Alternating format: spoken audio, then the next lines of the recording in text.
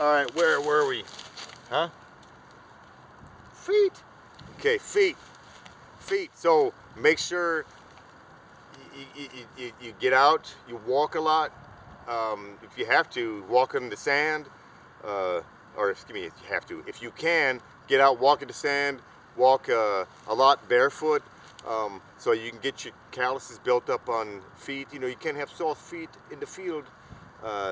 Make sure that you take care of socks, pack socks, extra socks. Your feet get wet, change the socks often.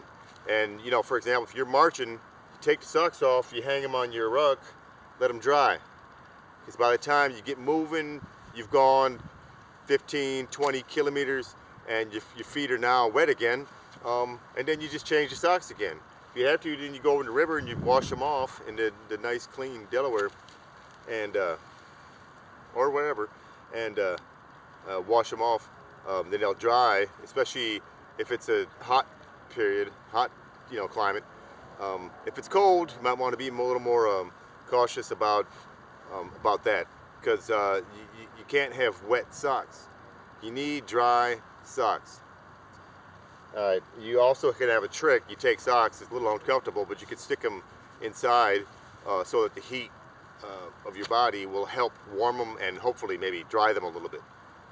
And then it doesn't smell that great. For some people, worse than others. Okay, Dorito feet, it doesn't.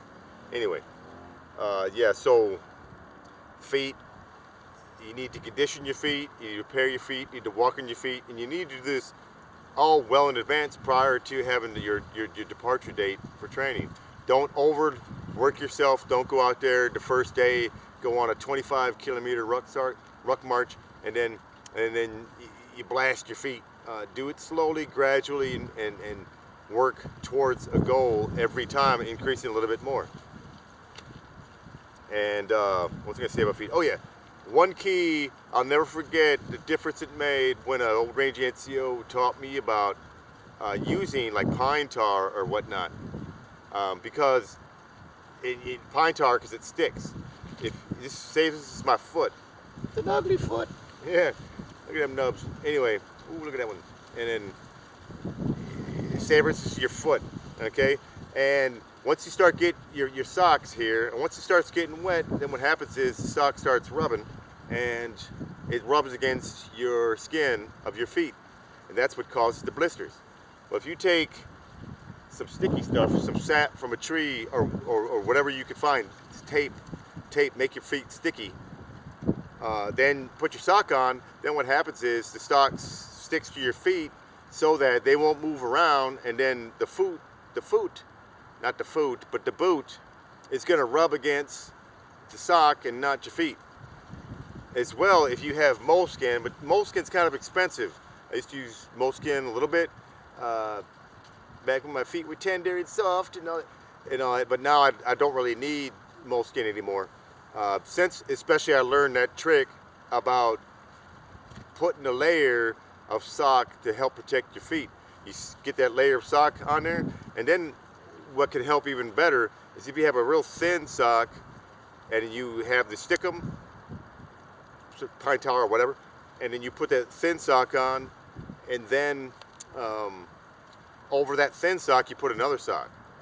Then what happens is the boot rub against the sock, which then that sock will rub against the thin layer on your foot, and then your foot is protected.